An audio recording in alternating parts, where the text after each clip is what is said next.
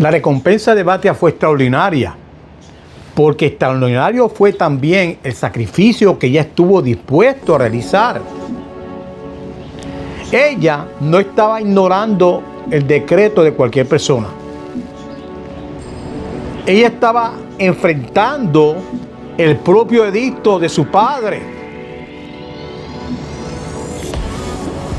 Era el faraón de Egipto.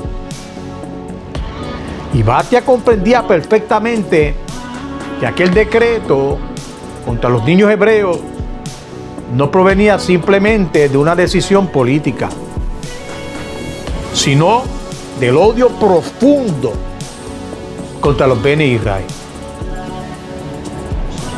Y sin embargo, y aún sabiendo el peligro que ella corría, decidió salvar la vida de Moshe y criarlo dentro de la misma casa real.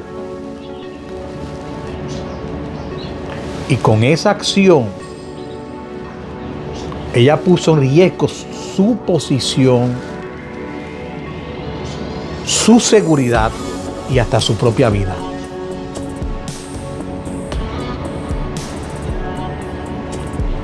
Y cuando finalmente llegó el momento señalado por la redención,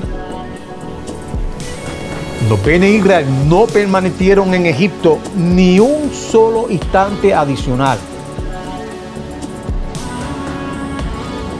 Y la salida salió rápidamente y bien impresionante. Los mismos egipcios los presionaban para que abandonaran la tierra cuanto antes. Y debido a aquella prisa, no tuvieron el tiempo suficiente para preparar las provisiones elaboradas para el camino. Y solamente lo que llevaron fue la masa amarga, sin levadura, que originalmente pensaban dejar fermentar antes de hornearla. Y más adelante, de aquella masa que llevaron, ellos hicieron mazot.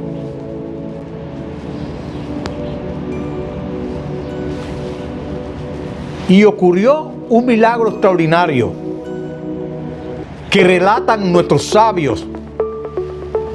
Aquella mazot alcanzaron para alimentar al pueblo durante 30 días completos. Hasta el momento que comenzó a descender el maná, que fue el 16 del mes de Iyar. Además, los Bene Israel envolvieron el resto de la comida de Pesá. Ellos lo envolvieron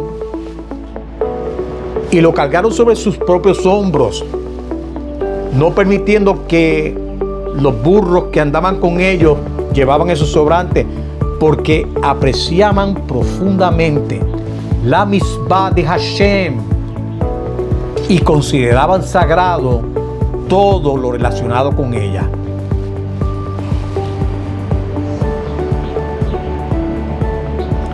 Ahora, vamos a pensar por un momento en la dimensión de aquella emuná. Los Bene Israel estaban entrando a un desierto que era bien enorme, y sin ellos pensar cómo ellos iban a sobrevivir. Ellos no tenían reservas suficientes, no tenían campos sembrados, no tenían ciudades preparadas que estuvieran esperándolos a ellos. Y aún así, las mujeres y los niños siguieron a Moshe con una emuná absoluta, confiando plenamente en que Hashem proveería todo lo necesario para ellos. La bondad de Hashem también se manifestó en un tiempo escogido para esa salida.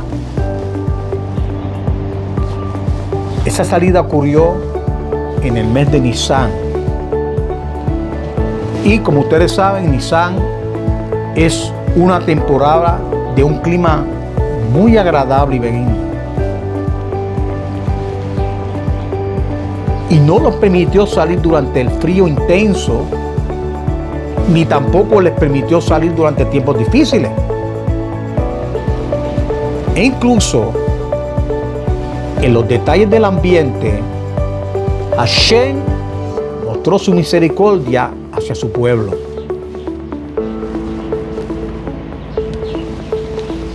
Y los Bene Israel llegaron rápidamente a su primer destino.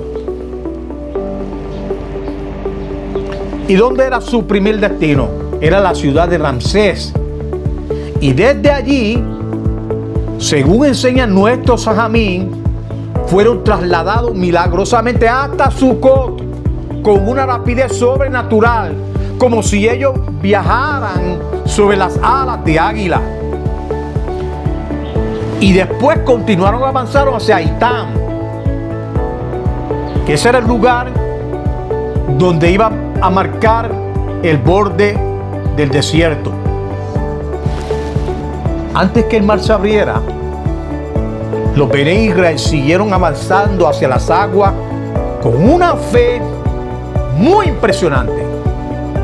Y continuaron caminando desde el mar mientras las olas chocaban con fuerza contra ellos, hasta el punto, escúchelo bien, que el agua les llegó literalmente hasta el cuello. Y en ese momento se presentó Samael intentando acusar al pueblo de Israel delante de Hashem. Y procuró convencer al ángel del mar de destruir a los Bene Israel, argumentando que ellos no eran dignos de salvación. Amo del universo, dijo Samael, ¿acaso los hijos de Israel no practicaron idolatría en Egipto? ¿Por qué entonces merecen que se haga misericordia a su favor? Pero Hashem rechazó inmediatamente aquella acusación y respondió: necio, ellos no sirvieron a esos ídolos por decisión propia. La idolatría de ellos fue consecuencia de su esclavitud, de la opresión y de la confusión espiritual que ellos estaban viviendo. No puedes juzgar de la misma manera a quien actúa bajo presión, a quien actúa bajo amenaza, como quien se rebela voluntariamente contra mí. Y después de escuchar la defensa de Hashem, el ángel del mar aceptó su palabra y desvió su furia contra los egipcios, preparándose entonces para destruir a los perseguidores de Israel y no al pueblo redimido. Moisés extendió su mano sobre las aguas agitadas y proclamó: en el nombre de Hashem, en el nombre de Hashem, ábrete. Sin embargo, el mar todavía no lo obedecía. Las aguas no querían alterar el límite que había sido establecido desde los 6 días de la creación. Entonces, Hashem le indicó a Moisés que levantara el bastón con autoridad.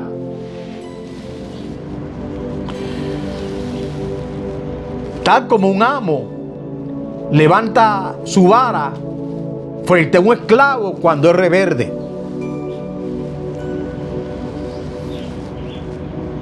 Pero aún así,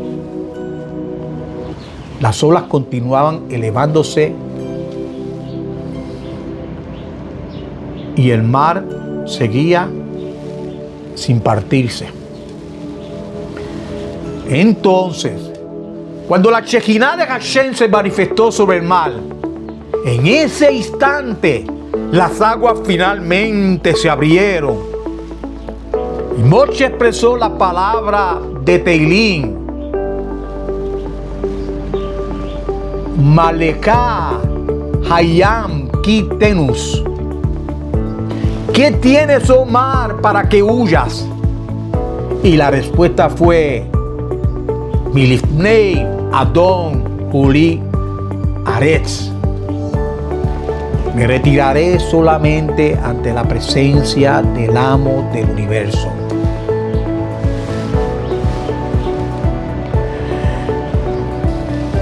Y el estruendo producido por el mar al partirse fue tan enorme que pudo escucharse inclusive hasta las tierras más lejanas. Y el milagro no ocurrió solamente en Yam Suf.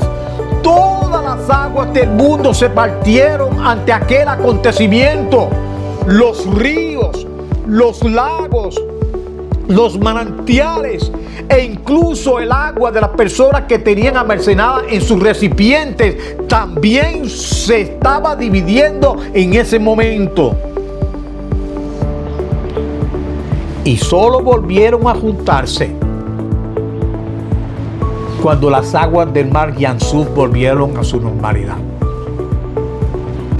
Y mientras los Bene Israel avanzaban hacia el interior del mar, notaron que el terreno abajo de sus pies todavía estaba fangoso y húmedo.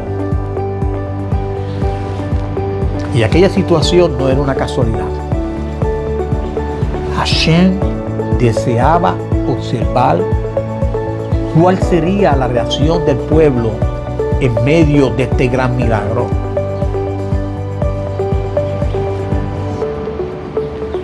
Algunos integrantes de la tribu de Rubén comentaron a los miembros del Shevatim, es decir, de la tribu de Simón: después de salir del barro de Egipto, nuevamente estamos caminando bajo fango. Y Hashem tomó aquellas expresiones como una queja y una falta de reconocimiento hacia su salvación. Sin embargo, aún así declaró: aunque se han quedado junto a mí en el Yam Suf, de todas maneras los rescataré, para que mi nombre sea engrandecido y santificado delante de todos. Y en su misericordia, Hashem hizo que el suelo dejara de ser lodoso y se volvió seco y firme, de tal manera que los Bene Israel pudieran continuar avanzando con seguridad. Y mientras el pueblo atravesaba las aguas, el ángel Gabriel permanecía junto a ellos como un protector, como un defensor. Y lo que hizo fue que se colocó al lado de Israel, así como un muro resguardado. Entonces proclamó a las aguas del lado derecho: respetad y cuidad al clan Israel, porque en el futuro recibirán la Torá entregada por la diestra de Hashem. Y también reprendió la del lado izquierdo, diciendo: no hagáis daño a este pueblo, pues en tiempos futuros colocarán los tefilín sobre su mano, sobre su brazo izquierdo, al servicio del Creador. Y cuando los hijos de Israel atravesaron el Yam Suf, Hashem manifestó grandes maravillas delante de ellos.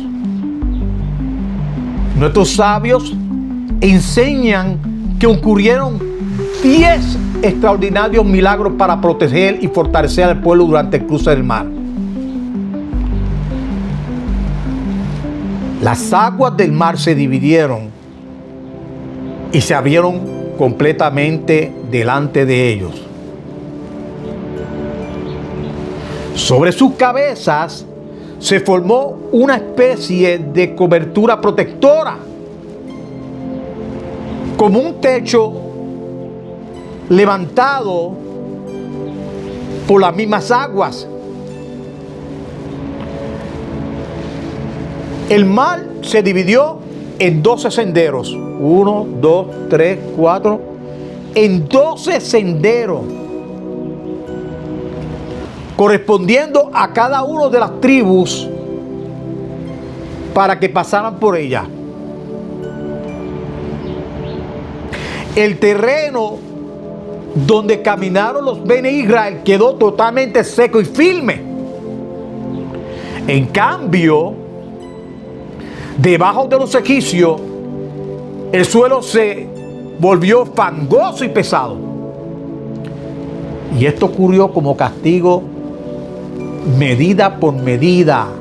Es decir, Midat Keneget Midat. Porque ellos habían obligado a Israel a trabajar duramente con barro y arcilla durante la esclavitud en Egipto.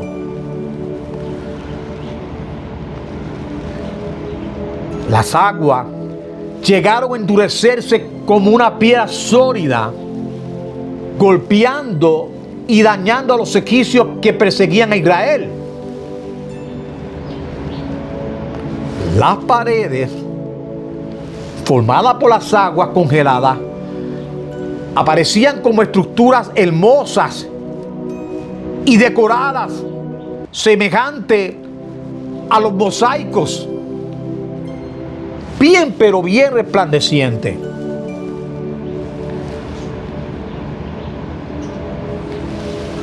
Y aquellas murallas que parecían mosaicos eran transparentes. Así que cada uno de la tribu podía observar, además de cruzar el mar. Y eso le traía tranquilidad y seguridad al corazón de cada uno de ellos. Y si alguno de los hijos de Israel les daba sed cuando estaban cruzando, solamente deberían de extender su mano hacia la pared de agua y de ella brotaba agua dulce para ellos beber.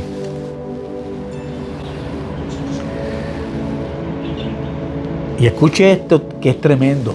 Tan pronto cuando ellos bebían el agua, la pared se volvía sólida de nuevo, como un mosaico.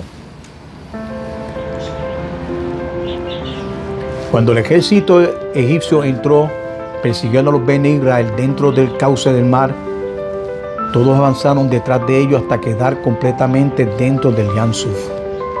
Y en ese momento, Hashem ordenó a Moisés que extendiera nuevamente su mano para que las aguas regresaran a su lugar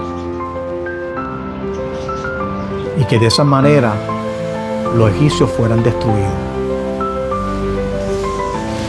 Sin embargo,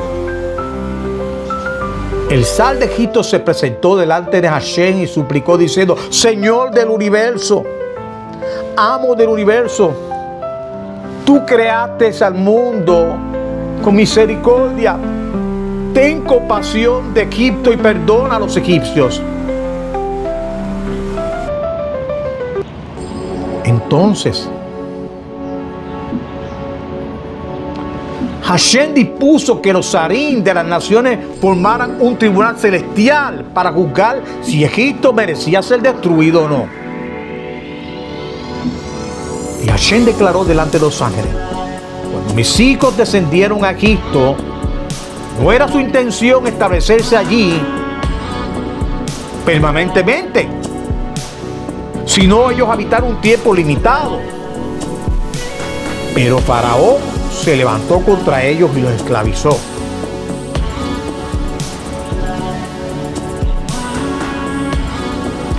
Primero los convirtió en pastores bajo presión. Luego en trabajadores forzosos de construcción. Y más adelante decretó que los recién nacidos fueran arrojados al Nilo. Y finalmente ordenó que las parteras asesinaran a los niños hebreos.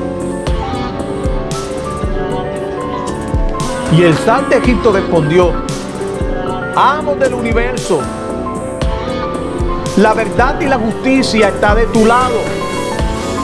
¿Pero acaso sería posible salvar a los Bene Israel sin tener que destruir a los egipcios. Entonces, el ángel Mijael le hizo una señal a Gabriel. Y Gabriel descendió a Egipto y regresó trayendo un ladrillo dentro del cual estaba cementado el cuerpo de un niño judío muerto. Y al ver aquello, el atributo de justicia proclamó delante de Hashem: debe ejecutarse juicio sobre Egipto, porque son culpables. Es importante que ustedes entiendan que los egipcios fueron destruidos debido a 7 grandes pecados: la idolatría, la inmoralidad, asesinato, opresión, explotación, profanación del nombre de Hashem, arrogancia y calumnia.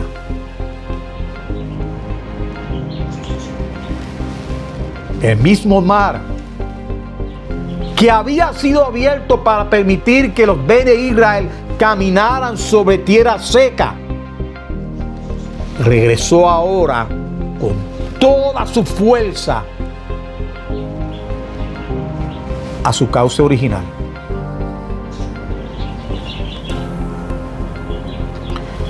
Y así como Egipto había sido golpeado con 10 plagas, dentro de Egipto también fueron golpeados con 10 plagas junto al mar.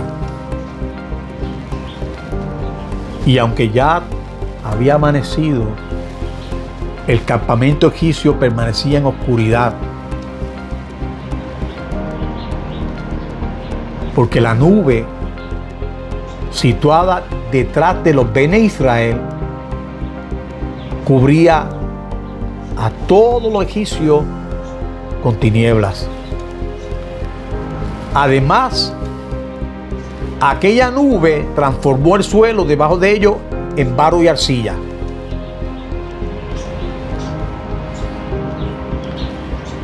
El pilar, ese pilar de fuego que iluminaba a Israel, despedía un calor tan intenso contra los egipcios que hasta el punto que le hizo caer las cerraduras de los caballos.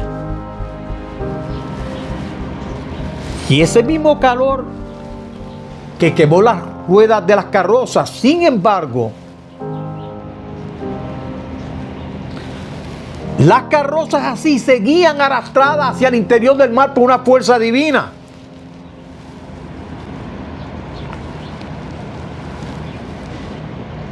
Es importante que sepan que estas plagas son resumidas en la Torá cuando dice: Él los condujo de una manera inflexible. Shemot 14:25.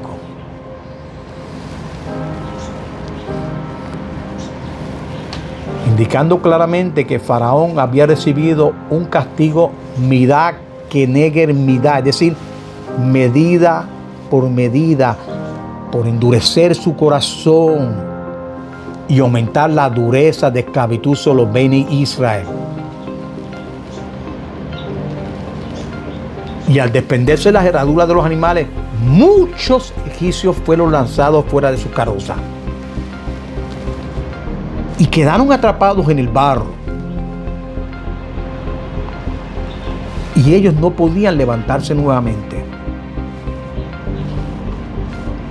Y cuando las aguas comenzaron a regresar, ni un solo egipcio pudo escapar. Donde quiera que alguno intentaba huir, una ola venía y lo alcanzaba. Y Hashem sacudió al egipcio como quien vuelca un recipiente de arriba para abajo. Ellos caían dentro del mar y aún después de hundirse, Las aguas que están abajo, las aguas inferiores lo expulsaban hacia arriba.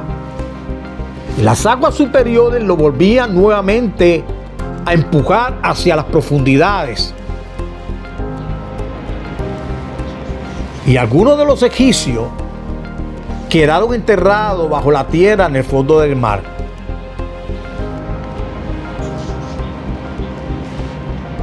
Otros descendieron rápidamente como plomo a las aguas. ¡Pum! Y esta fue la muerte rápida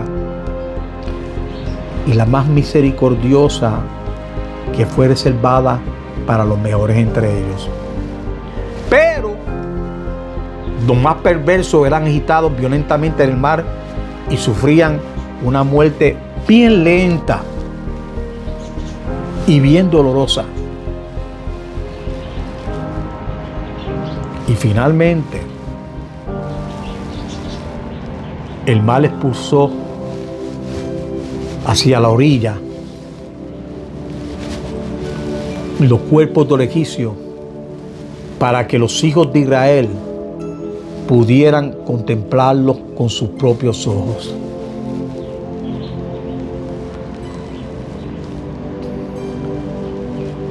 ¿Y qué ocurrió con el mismo faraón?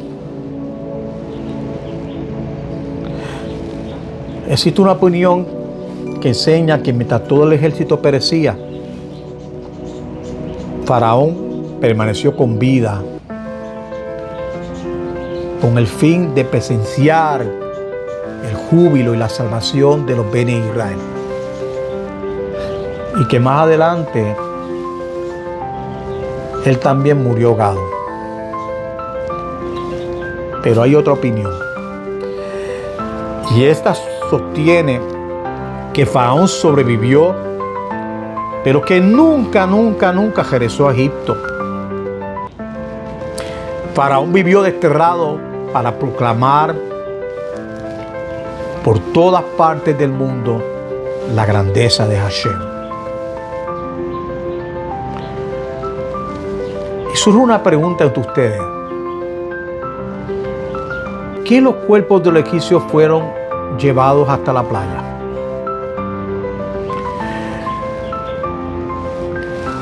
Y para esto hay 4 razones. La primera es, los Bene Israel no estaban completamente convencidos de que los egipcios realmente habían muerto. Pensaban que tal vez habían salido por otro lado del mar. La segunda razón es que aunque Hashem consideró esta duda como una falta de confianza, aún así él hizo que los cuerpos aparecieran ante ellos para que vieran la claridad de lo sucedido.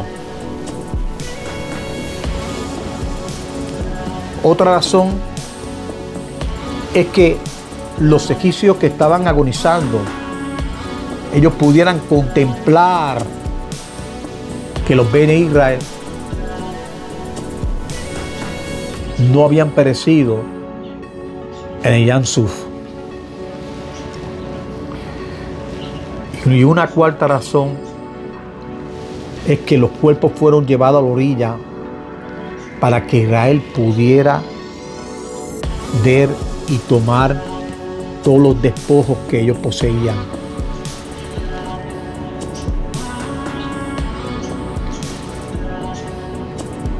También para que los Bene Israel pudieran reprender a los egipcios moribundos por toda la injusticia y la crueldad que ellos habían cometido contra ellos.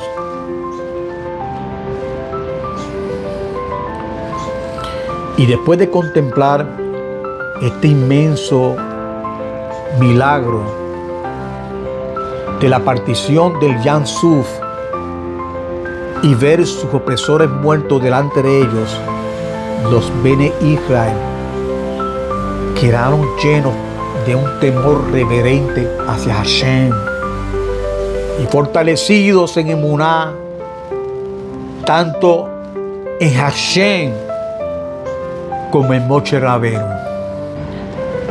Y fue precisamente el mérito de esa emuná que Ruach HaKodesh reposó sobre ellos, permitiéndoles elevar la chirá, cántico delante de Hashem.